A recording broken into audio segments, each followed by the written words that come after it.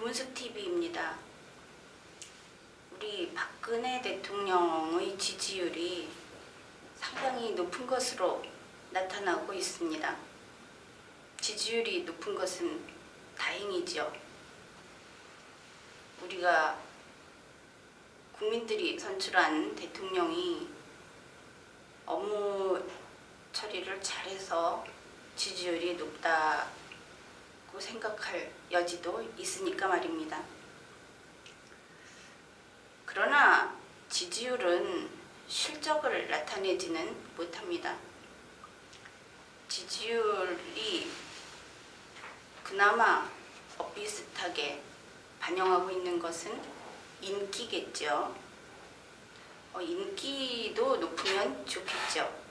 대통령의 인기가 높으면 정부가 국민의 생활을 보다 향상시키고 대한민국 사회를 발전시키고 또 우리의 국제사회에서의 역량을 보다 높일 수 있는 그러한 힘이 될 수 있으니까 말입니다.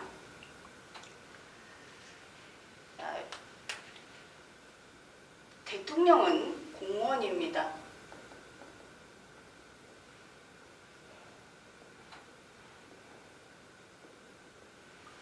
대통령은 공무원이 아니라고 생각하는 분도 계시죠.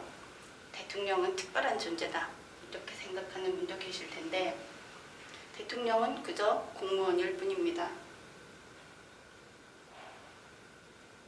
공무원은 사실 공무원이라고 하는 사람은 공무원이 아닌 일반 국민에 비해서 많은 자유를 제한받습니다. 스스로 거기에 동의했고 스스로 그 길을 가기 때문에 그들에 대한 자유의 제한은 법적으로 권리 다툼을 할 대상이 되지 않습니다. 그 예로 예전에 이명박 대통령이 그 서울시장이었을 때 역시 공무원이죠. 자신의 개인적인 신앙을 공적인 자리에서 표현을 했습니다. 그 일로 많은 비난을 받았고 사실은 비난받는 것이 당연합니다.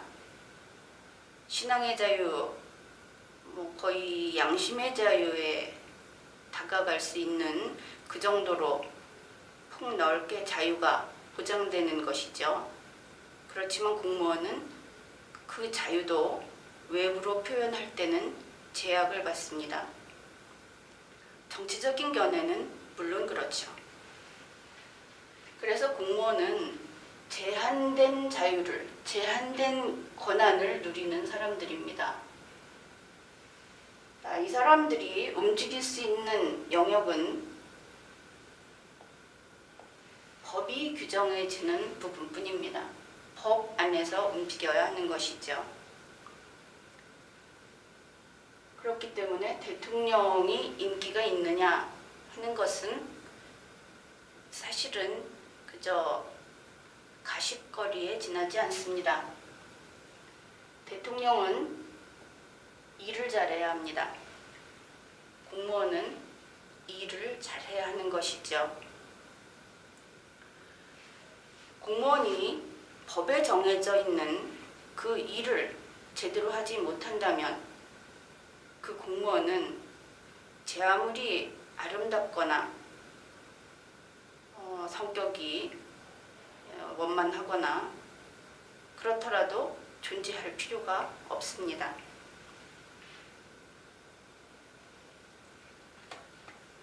우리나라 대통령이 올해 2월에 취임을 한 이후로 사실 거의 한 해 내내 해외 순방을 계속하고 있습니다. 그렇기 때문에 이번에는 이 외교에 있어서 일을 얼마나 잘했나 그런 이야기를 해보기로 하겠습니다. 그 해외 순방 가운데 지난 6월에 중국을 방문했습니다. 청와대 홍보수석실은 중국 방문의 슬로건이 심신지려라고 했습니다. 마음심, 믿을신, 갈지, 여행할 때 여 이런 글자를 쓰는 것입니다. 그래서 마음과 믿음을 쌓아가는 여정이다. 이렇게 풀이를 하면서 중국 방문에서 많은 성과를 거둬올 것이다. 이렇게 발표를 했습니다.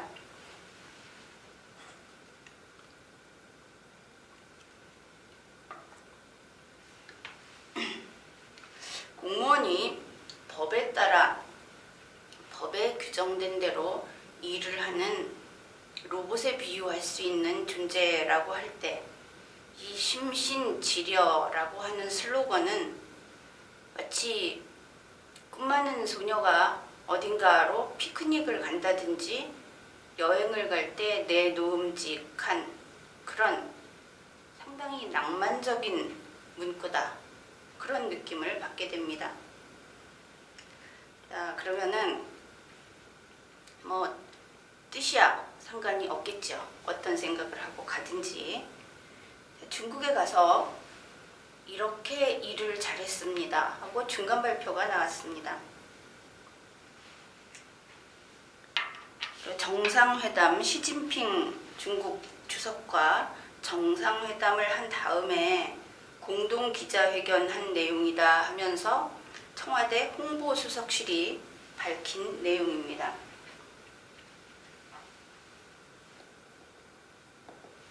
박 대통령이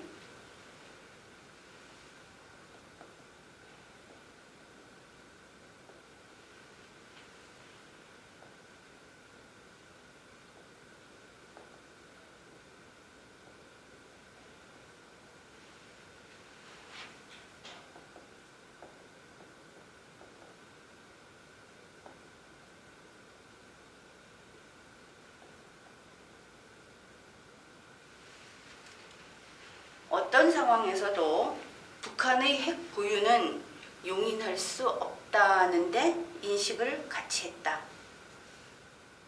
예, 이렇게 이야기를 했습니다.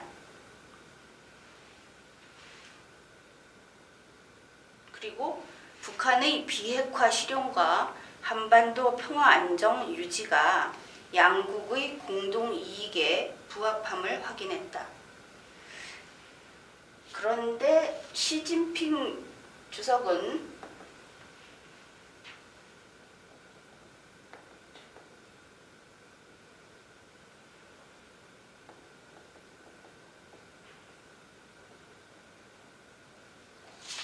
양측이 함께 노력해서 빠른 시일 내에 북핵 해결을 위한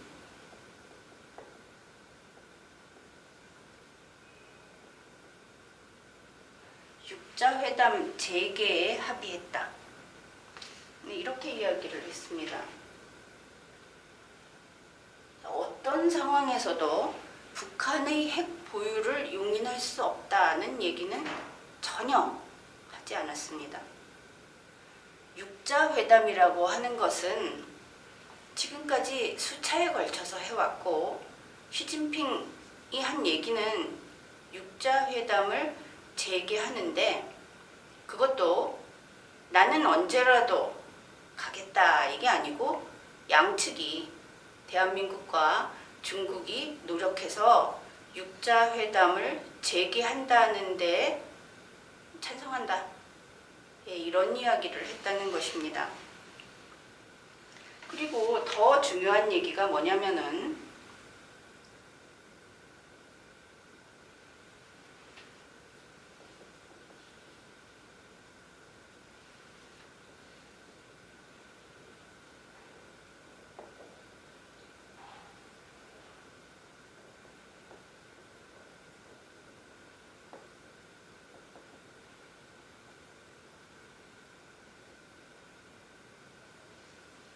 이렇게 이야기를 했습니다. 중국은 남북이 관계 개선을 한 후에 자주적 평화 통일하는 것을 지지한다. 핵보유 용인할 수 없다는 얘기는 이미 끝났습니다. 하지 않았습니다. 여기에서 보면 남북이 관계를 개선한 후에 그다음에 자주적 평화 통일이라는 거 많이 들어보지 않았습니까? 항상 북한이 하던 이야기죠.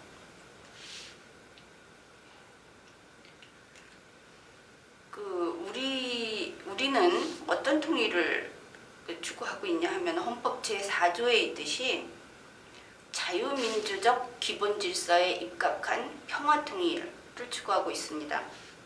단지 자주적 평화통일이 아닌 것입니다.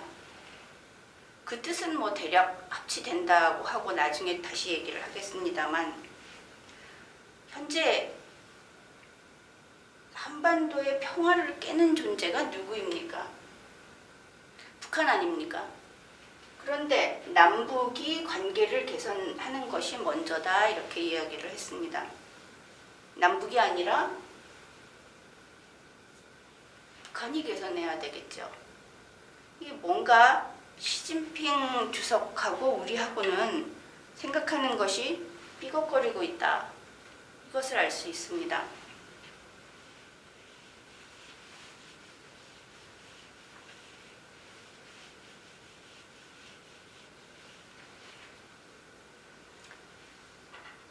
시진핑은 그 다음에 또 이런 이야기를 합니다.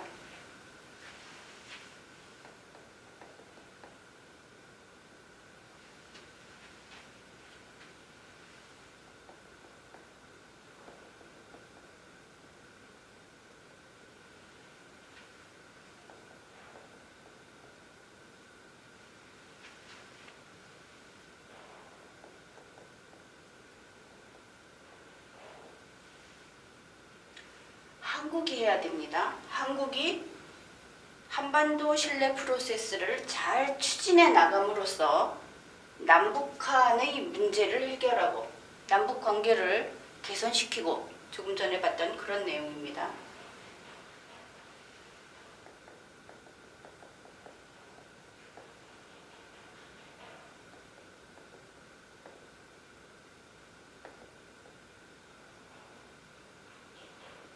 한중간의 긴밀한 협의를 유지하며 한국이 해야 합니다.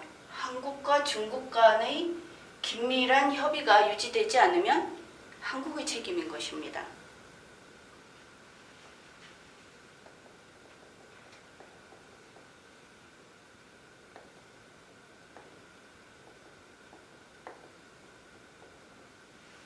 한국이 한반도 평화를 촉진하고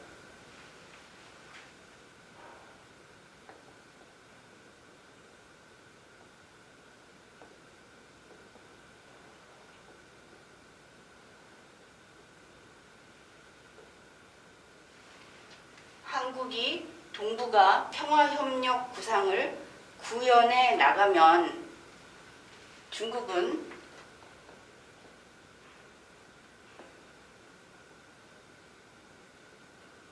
협조하겠다, 이렇게 이야기를 했습니다. 모든 노력은 한국이 하면 중국은 협조하겠다. 그렇죠. 이것이 공동기자회견의 내용 중에 하나입니다. 한국이 할 일을 대단히 많이 떠 안았죠. 그런데 11월 4일 중앙일보 문정인 시평이라는 글이 있었습니다. 제목은 중국의 박근혜 사랑에 담긴 속뜻. 그런데 내용은 이런 것입니다. 박근혜 대통령의 자서전이 중국에서 인기 순위가 20위였다가 10위로 올랐다. 그것도 좁은 분야에서. 그런데 이렇게 인기를 누리는 비결이 무엇일까 하는 이야기를 한 다음에,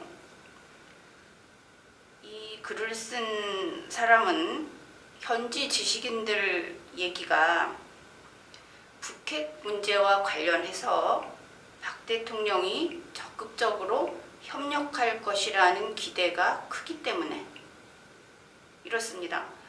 북핵 문제는 우리 대한민국의 현안입니다. 그렇죠. 우리의 안보에 가장 큰 위협이 되고 있으니까요. 그런데 이들의 이야기를 보면 우리가 중국에게 적극적으로 협력할 거라고 보기 때문에 박근혜 대통령에 대해서 좋아하고 박근혜 대통령이 인기가 있다. 이런 이야기를 합니다. 그렇다면 중국은 북핵에 대해서도 사실 아까 얘기했듯이 한국하고 북한이 알아서 잘 좀 해라. 자주적으로. 그러면 나중에 통일하는 것도 좋다. 그리고 앞으로 한국이 신뢰 프로세스를 추진해서 이렇게 쭉 하면 중국이 협조하겠다. 약간은 열의가 좀 적어 보이죠. 그런 입장의 중국이 박근혜 대통령이 자기들의 북핵 문제를 적극적으로 협력할 것이다. 이게 무슨 이야기일까요? 그렇게 한다면 중국이 그런 바람이 있다면 아마도 북핵 문제를 한국의 뜻대로가 아니고 중국의 뜻대로 풀고자 하는 것이고 그 중국의 뜻대로 풀고자 하는데 박근혜 대통령이 협력할 것으로 보고 협력하기를 바란다. 이렇게 해석할 수 있을 것입니다.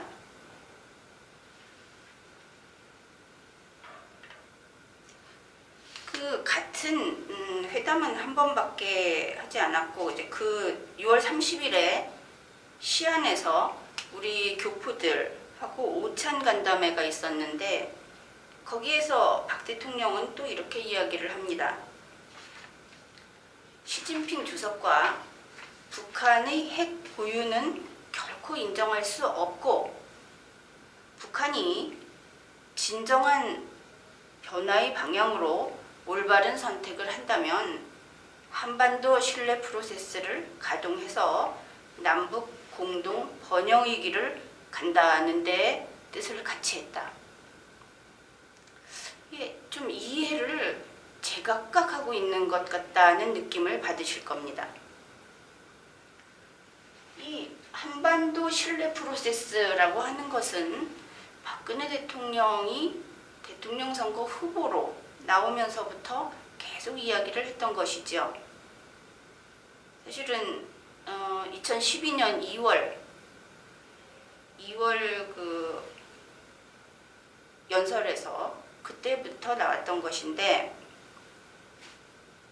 한반도 신뢰 프로세스라고 하는 것은 햇볕 정책하고는 다른 것입니다. 내가 이해하기로는 그렇습니다. 방금 그 소개해드린 시안에서 오찬 간담회에서 박 대통령이 직접 밝혔듯이 이 신뢰 프로세스라고 하는 것은 2012년 연설문에도 있습니다. 북한이 약속을 지켜준다면 그러면 서로 그 신뢰를 바탕으로 앞으로 발전하는 방향으로 서로 도우면서 나아가자. 전제가 무엇입니까? 북한이 변해야 한다. 이것입니다. 시안에서 한 얘기도 그렇습니다. 북한이 올바른 방향으로 변화하면 그러면 한반도 신뢰 프로세스를 가동해서 함께 발전하자. 전제가 없으면 이루어질 수 없는 것입니다. 이렇게 우리는 북한이 먼저 변해야 된다. 이랬는데 중국은 한반도 신뢰 프로세스를 가동해서 남북관계가 바뀌면 이렇게 전후가 뒤바뀐 얘기를 하는 것입니다.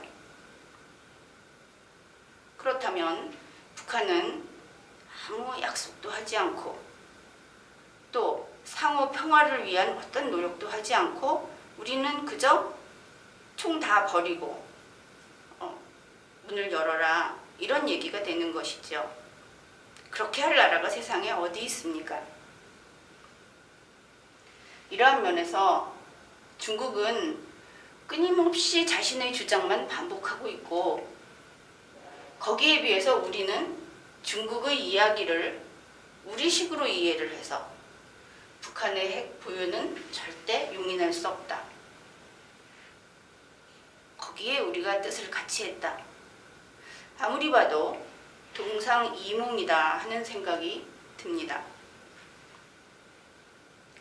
그러면 이번에는 중국 방문의 어떤 결과라고 할 수 있는 부분, 그것을 보겠습니다. 박 대통령은 시진핑 주석하고 같이 한중 미래비전 공동성명하고 부속서를 발표하고 작성을 했지요. 청와대가 6월 28일에 발표를 했습니다. 이 내용을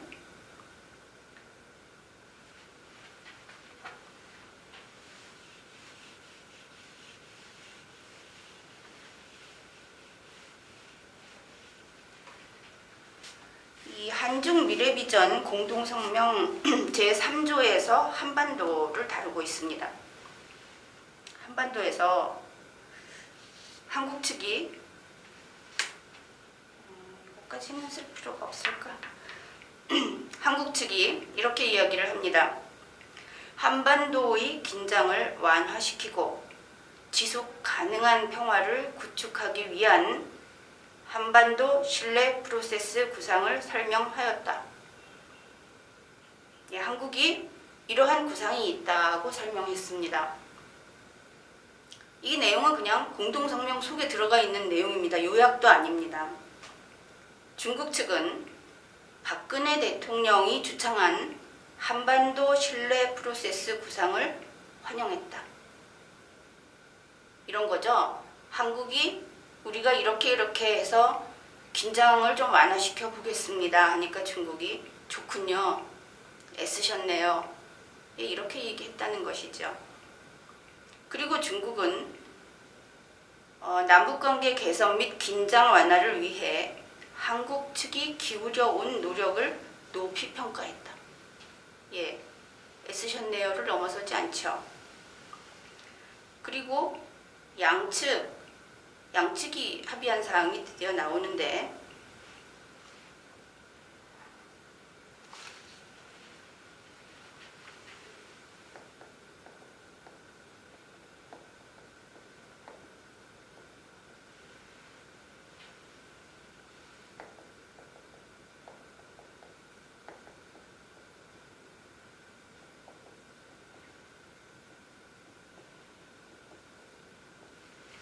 한국과 북한이 한반도 문제의 직접 당사자로서 당국 간 대화 등을 통해 한반도 문제 해결을 위하여 적극적인 역할을 해야 한다는데 의견을 같이 했다.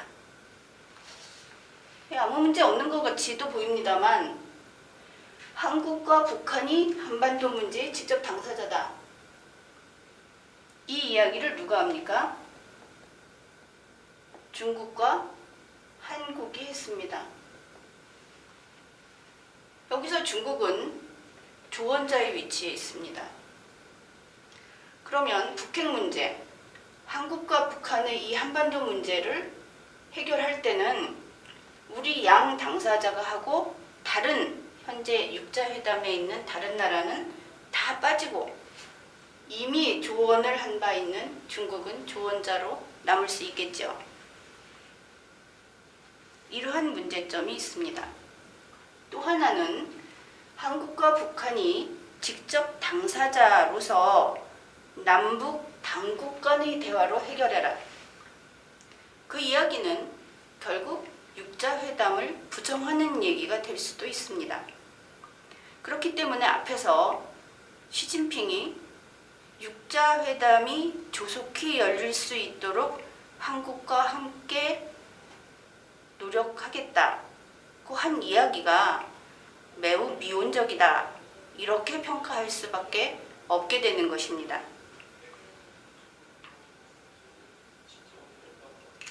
이것이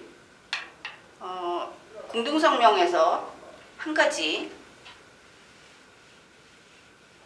우리 청와대죠. 청와대는 성과라고 얘기를 했지만 나로서는 성과로 인정해주기 어려운 그러한 부분 중에 하나입니다. 그 다음 두 번째, 우리는 박근혜 대통령이 시진핑 주석이 북한의 핵 보유를 용인할 수 없다고 했다고 벌써 2차례나 얘기하는 것을 들었습니다. 또 이야기를 합니다. 여기에서. 그런데 내용이 상당히 다릅니다.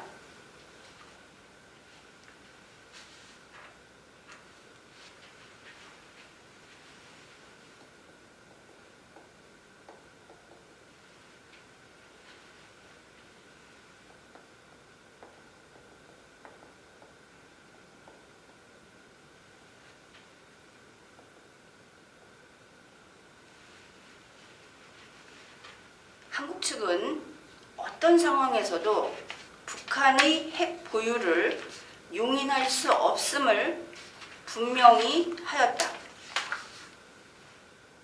그런데 양측, 중국이 들어갑니다. 양측은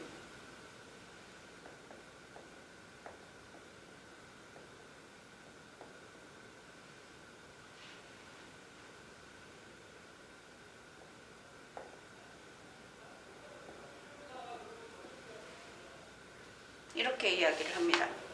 유관 핵무기 개발이 한반도를 포함한 동북아 및 세계 평화와 안정에 심각한 위협이 된다는 점에 인식을 같이 했다. 북한이 핵 보유하는 것을 용인할 수 없다는 것은 우리만의 혼잣말이었고, 중국과 같이 한 얘기는 뭐냐면 핵무기 개발은 세계 평화에 위협이 된다. 개발입니다. 중국은 이미 핵무기를 가지고 있습니다. 이것은 핵무기를 가지고 있는 모든 나라가 하는 이야기입니다. 또한 한반도 비핵화 실현, 한반도 평화와 안정 유지가 공동 이익에 부합한다. 이렇게 이야기를 했습니다. 이 양측이 한 이야기입니다.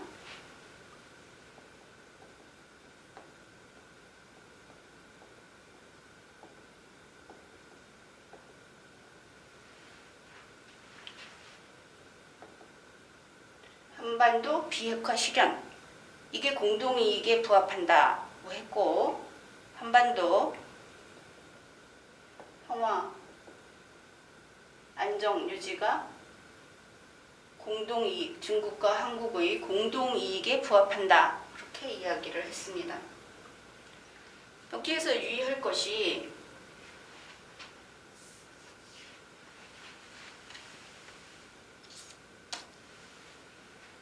한반도입니다. 한반도 비핵화다 하는 얘기는 한반도 전체의 비핵화입니다. 그래서 대한민국에 어떤 이유로 최근에 이야기가 있듯이 미국이나 일본이 무기를 가지고 들어오는데 핵무기가 들어와 있다든지 어떤 핵과 관련된 그러한 것이 들어와 있는 것도 안 된다는 것입니다. 우리는 당연히 한반도 비핵화 하면 북한의 핵무기를 어떻게 제거할 것인가, 이것이 당연히 그리로 갑니다. 그런데 중국은 제3자입니다. 북한의 동맹국입니다. 그렇기 때문에 한반도 비핵화, 한 번도 북한의 핵 보유를 용인할 수 없다는 얘기를 하지 않습니다. 계속 한반도 비핵화라고 이야기를 합니다. 중국의 이야기는 이미 더구나 개발입니다. 이미 가지고 있는 북한의 핵무기를 어떻게 할 것인가. 물론 중국이 찬성한다고 볼 수는 없지만 적극적으로 그것을 제거하려고 한다는 것도 확인된 바 없습니다. 그렇다면 한반도의 평화와 안정을 봅시다. 한반도의 평화를 깨고 있는 것은 북한입니다. 우리가 아니죠. 그리고 이 경우에는 한반도의 평화라고 할 때 북한이 노력을 해야 될 것입니다. 또 한반도의 안정, 이 경우도 마찬가지가 될 것입니다. 그래서 이것은 한반도의 평화와 안정이라는 애매한, 우리한테까지 책임을 씌우는 이런 문구를 쓸 것이 아니라 북한이 평화와 안정을 찾도록 해야 된다는 것입니다. 물론 그 혜택을 우리도 봅니다. 그런데 이 문구의 뒤에는 북한도 공격받아서는 안 된다는 것이 분명히 바탕에 있는 것입니다. 중국으로서는 당연하다고 할 수 있겠지만 대한민국과 우호를 증진하고 앞으로 동반자적 위치에 서겠다고 하면서 과거에 했던 얘기를 반복한다는 것은 상당히 무성의하다고 볼 수밖에 없는 부분입니다.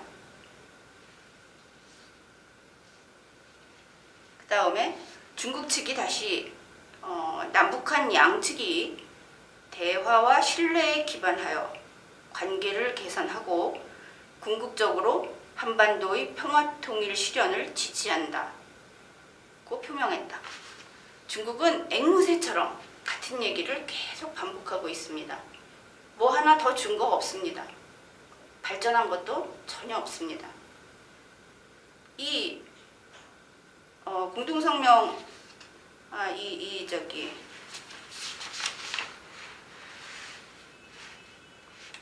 맞죠? 미래비전 공동성명 여기에서 한 얘기도 너희가 먼저 신뢰 프로세스를 해. 북한에 대해서 문을 열고 북한이 군비 축소하라는 군비 축소하고 다 하고 나서 너희가 변해 이런 얘기가 될 수 있는 겁니다. 그리고 어찌됐든 남북한이 변해서 그 다음에 평화통일을 하면 그 체제가 어떤 체제가 될지 모르죠. 우리 헌법에서 규정하고 있는 대한민국의 헌법을 보존하는 체제가 아닐 수도 있다는 것입니다. 중국이 관여할 바는 아니라고 하겠지만 중국은 몇 가지 문구를 정해놓고 계속 반복하고 있습니다.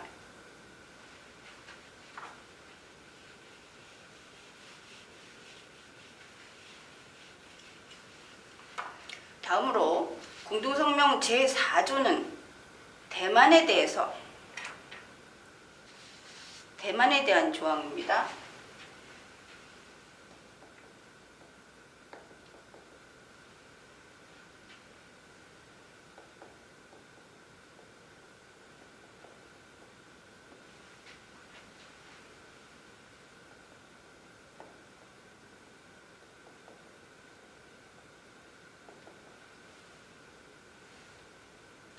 이렇게 이야기합니다.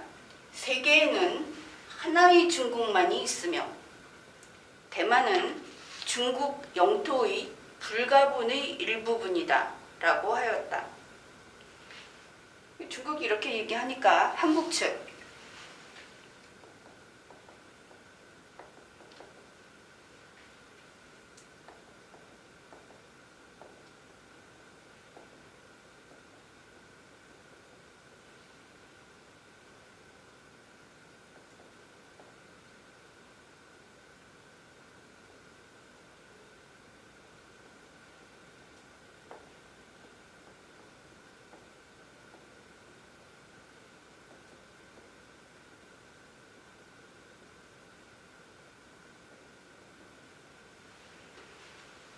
이렇게 이야기를 합니다. 한국 측은 이에 대해 충분한 이해와 존중을 표시하고 중화인민공화국 정부가 중국의 유일 합법 정부라는 것과 하나의 중국 입장을 계속 견지해 나가기로 하였다.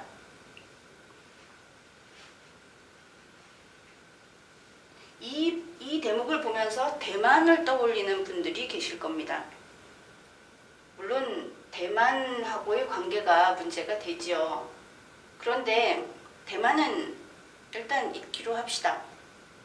그저 중국이라는 한 국가와 대한민국이라는 국가가 주고받는 그 국가의 정상회담을 하고 미래비전입니다. 그것도 미래비전 공동성명에 들어간 내용이 이렇게 불균형해도 되는가 하는 것을 한번 봅시다. 중국은 세계에 하나의 중국만 있다 이렇게 얘기를 했습니다. 이것을 우리가 선뜻 동의해 주기는 어려운 것입니다. 우리는 그렇게 오래되기는 했지만 과거에는 대만과 수교를 하고 있었습니다. 그런데 대만과 국교를 단절을 했죠. 대만은 아직 중국과 별개의 국가로서 존립하고 있습니다. 중국이 인정하지 않고 또 힘있는 나라들이 대만을 버렸죠. 그 관계에서 우리가 대만을 버리고 중국을 선택하는 그러한 선택을 했다 하더라도 세계에는 하나의 중국만 있다. 대만은 중국의 영토다. 여기에 우리가 동의를 해주기 위해서는 그 많은 대가를 받아야 하지 않겠습니까? 그리고 말을 아낄 필요가 있죠. 그래서 첫째는 중국은 어떻습니까? 우리가 북한의 핵 보유는 어떠한 경우에도 용인할 수 없다 그랬더니 이해나 존중이나 아무 얘기 안 하죠. 무시. 대답 안 합니다. 우리도 대답 안 할 수 있습니다. 이거는 강요할 사항이 아니기 때문입니다. 1단계는 대답 안 하면 됩니다. 그냥 우리 할 얘기 하면 되죠. 그런데 이해와 존중을 한다고 했습니다. 여기 충분한 이건 좀 뺐으면 좋았을 텐데 그런 생각이 듭니다. 그래서 아무 말 하지 않는 1단계를 넘어서서 충분한 이해와 존중을 한다는 2단계로 갔습니다. 거기에서 멈추지 않고 중국이 중화인민공화국이 중국이라고 하는 나라로서는 유일한 합법정부다. 이런 이야기를 하는 3단계까지 나아갔습니다.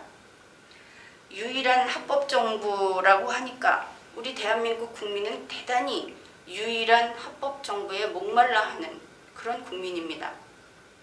우리야말로 한반도의 유일한 합법정부라고 하는 것을 대한민국 5천만 국민의 북한 주민까지 합해서 이들 모두에게 인정받고 싶어 하고 있습니다. 그러나 유일한 합법정부라고 하는 것을 유엔의 여러 나라로부터 인정받았음에도 불구하고 우리 5천만 국민 중에 일부도 인정하지 않는 그런 일부도 존재하는 현실입니다. 우리가 가장 목말라 하는 이야기를 아무 대가도 없이 중국에게 줘버렸습니다. 유일한 합법정부다. 이제 대만이나 티벳이나 이런 곳과는 어떻게 할 것인지 심각한 고민을 해봐야 할 것입니다. 거기에서 멈추지 않습니다. 대한민국은 하나의 중국이라고 하는 입장을 계속 견지해 나가겠다. 견지라고 하는 것은 유지하겠다는 것이죠. 물론 박근혜 대통령은 임기가 5년이니까 이 약속은 5년으로 그치게 될 수도 있습니다. 그러나 어째서 대한민국에 이런 짐을 떠맡기는 것입니까? 이렇게 1단계, 2단계, 3단계, 4단계 한없이 줬죠. 그야말로 끝까지 갔다. 이렇게 표현할 수밖에 없는 것입니다. 중국은 이런 이야기를 하면서 100%를 줄 걸 바라지 않았을 겁니다. 외교관계라는 것이 그런 것이죠. 그런데 우리는 100%를 넘어서 미래의 어떤 판단까지 다 줘버렸습니다.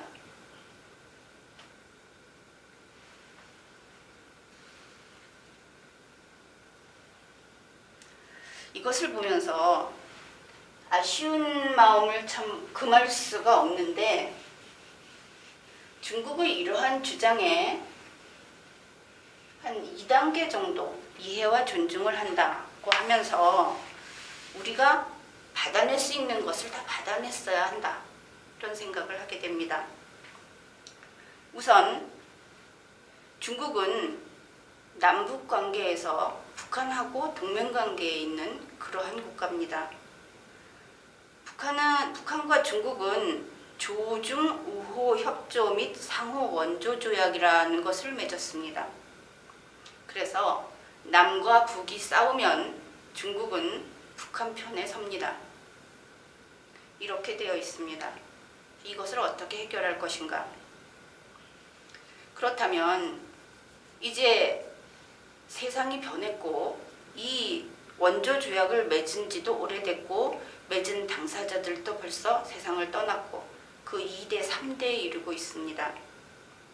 그러면 우리로서는 최소한 중국이 우리와의 동반자 관계를 거기에 동의한다고 했으니까 남북 문제는 중립을 지켜라, 이런 요구를 할 수 있을 겁니다.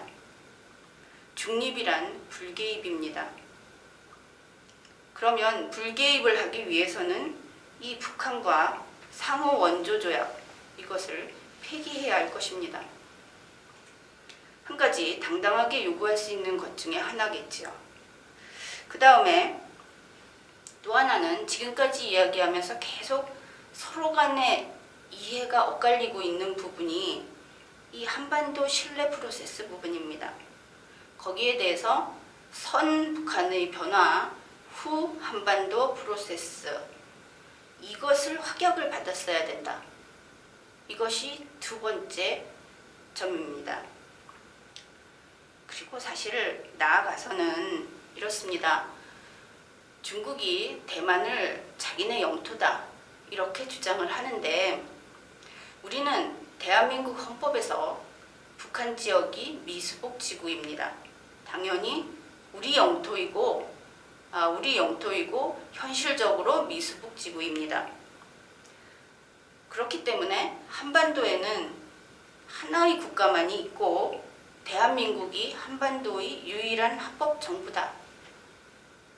그리고 북한은 대한민국 영토의 불가분의 일부인 그런 영역을 불법 점거하고 있다.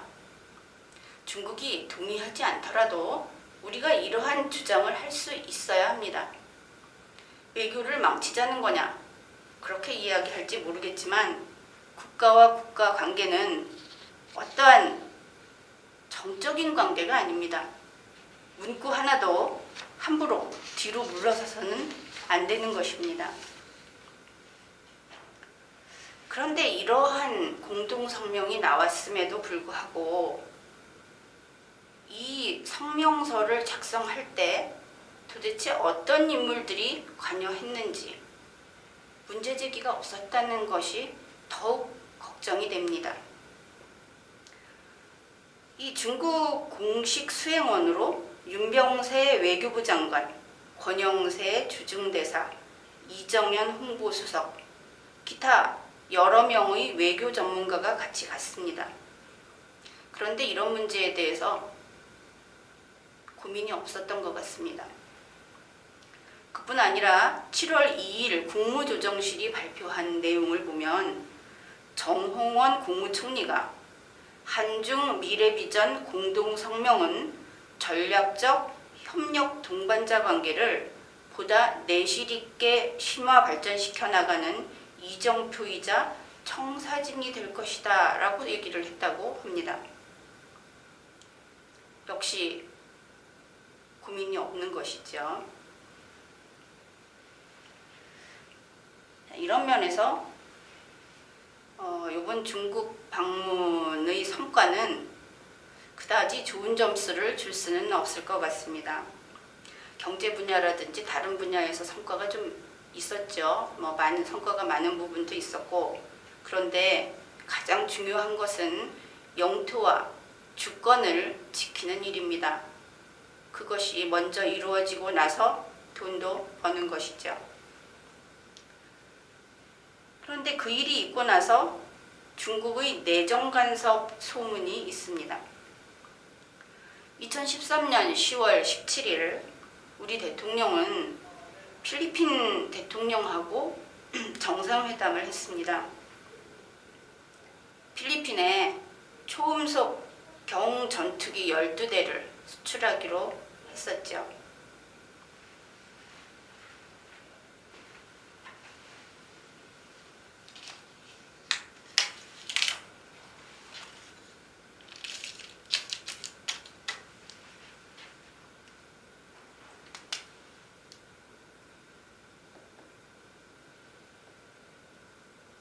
우리가 필리핀에 전투기를 수출하기로 했습니다. 그랬더니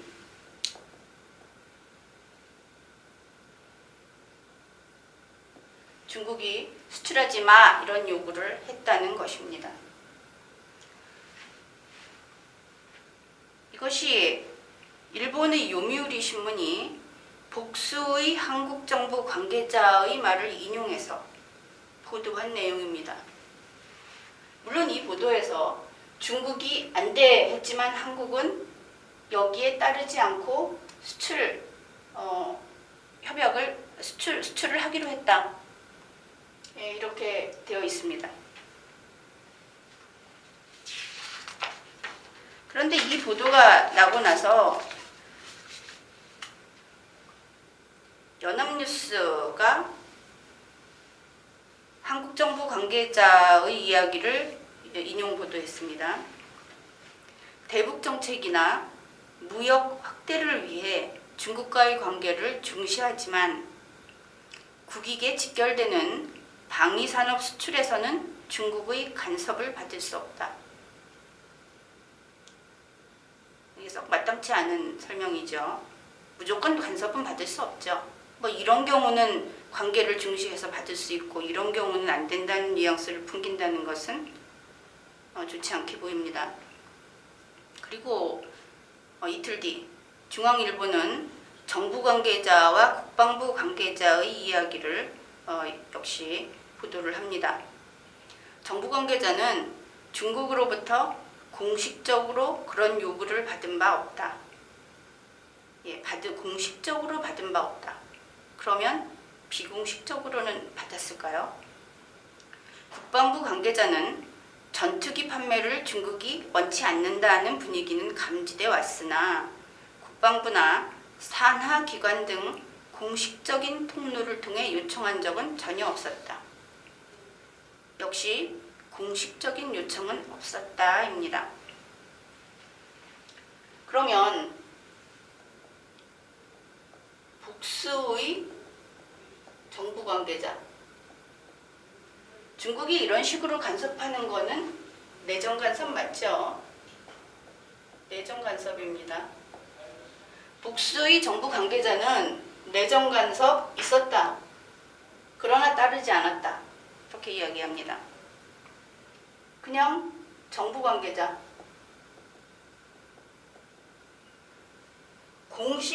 공식적으로는 없었다. 이렇게 얘기했죠. 국방부 관계자. 내정 간섭이 있다는 것은 알고 있었다. 그러나 공식적으로는 없었다.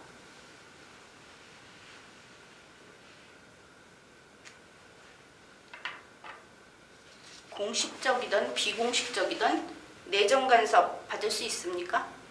안 되겠죠? 물론 요미우리 신문은 이명박 대통령 재임기에 독도에 관한 보도로 그때도 우리 국민들 중 일부는 대통령을 비난하기 위해서 요미우리의 편을 들었던 적이 있습니다. 이런 분들은 앞으로 그 입장을 분명히 해주시기 바랍니다. 요미우리와 우리 대통령이 의견이 다르면 객관적으로 입증되기 전에는 우리 대통령이 옳은 겁니다. 마찬가지로 노무현 대통령과 북한의 관계에서 객관적으로 입증되기 전에는 노무현 대통령이 옳은 겁니다. 그래서 이렇게 독도 문제로 우리 국내 여론을 혼란시켰던 그런 신문입니다.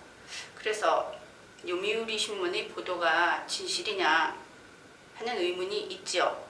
그렇지만 그 보도가 진실이건 아니건 그것과 상관없이 우리는 벌써부터 중국이 내정 간섭을 한다는 이런 이야기가 나오는 데 대해서 긴장할 필요가 있습니다.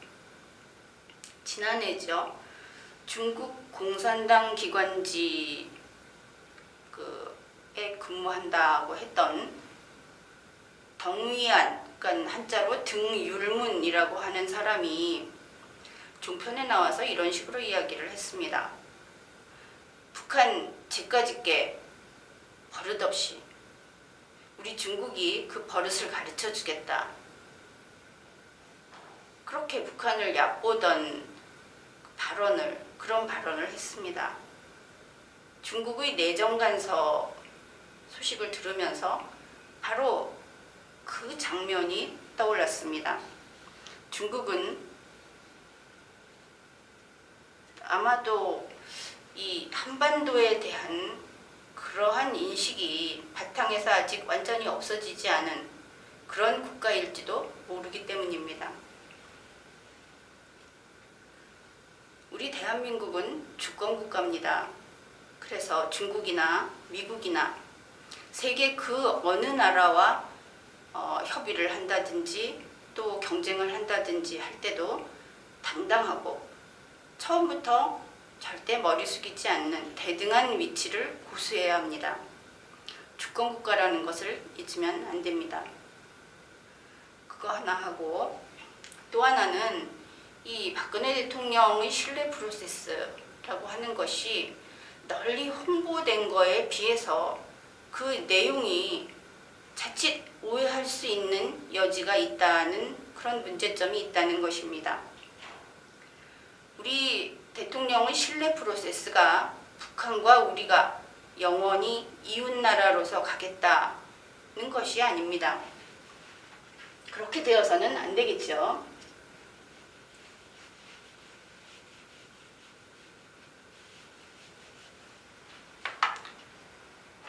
우리 헌법은 통일을 하기로 되어 있습니다. 그런데 무슨 통일이냐 하면은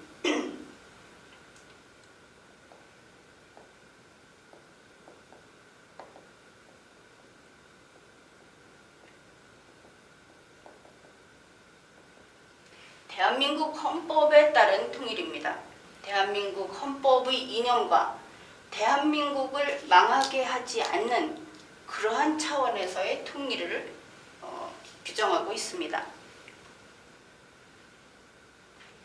그렇기 때문에 전쟁이 아니라 평화 통일을 하겠다.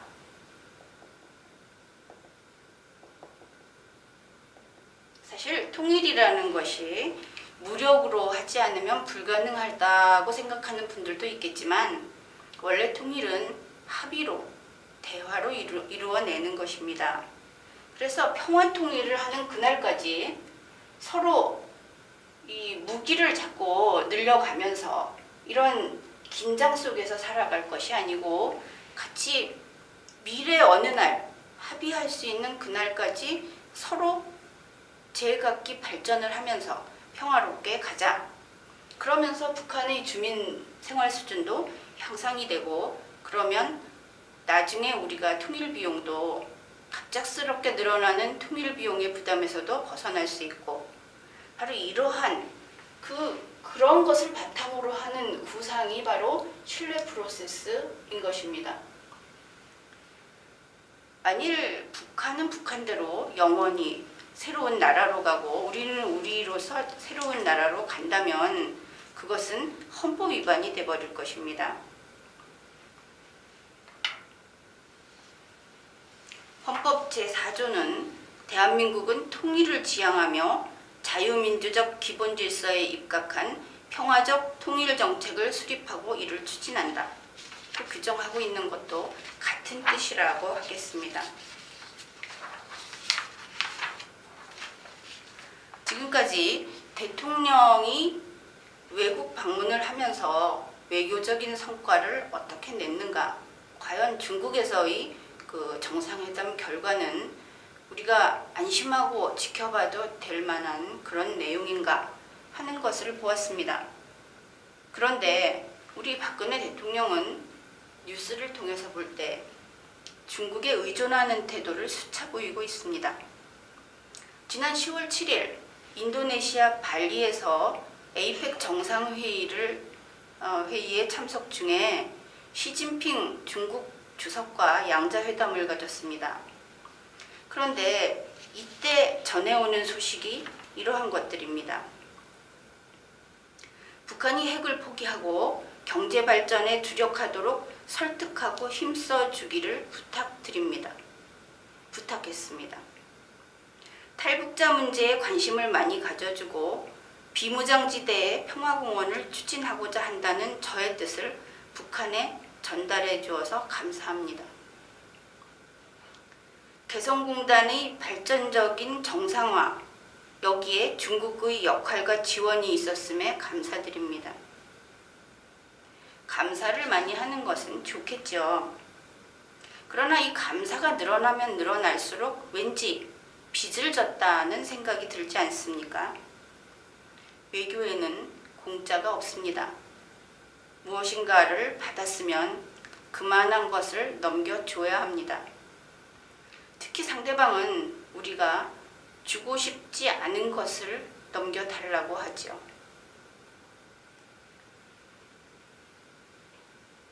우리는 그렇게 생각합니다. 우리 대통령이 중국에 북한의 핵포기를 설득해 주세요 라고 얘기하지 말고 중국은 북한의 핵포기를 설득하고 싶어졌다는 이야기를 받아오기를 바랍니다. 중국이 북한을 핵포기하도록 만들고 싶게 그렇게 중국을 바꾸기를 바랍니다. 중국이 이렇게 해줘서 고마워요. 저렇게 해줘서 고마워요.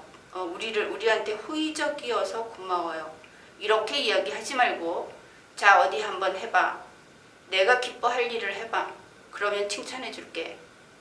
이런 태도를 보이기를 바랍니다. 외교란 중국이 스스로 하고 싶어서 하는 일을 하되 그것이 바로 내가 원하는 것이 되도록 하는 것입니다. 우리 박근혜 대통령의 외국 순방, 중국 이외에도 여러 나라를 다녔죠. 앞으로도 또 그렇게 다닐 텐데 좀 걱정이 되는 분들이 많을 것입니다. 도대체 어떻게 하려는 것일까? 대통령은 다시 멈춰서서 이 모든 것을 돌아봐야 할 때가 아닌가 그렇게 생각합니다. 이번 주제는 여기까지입니다.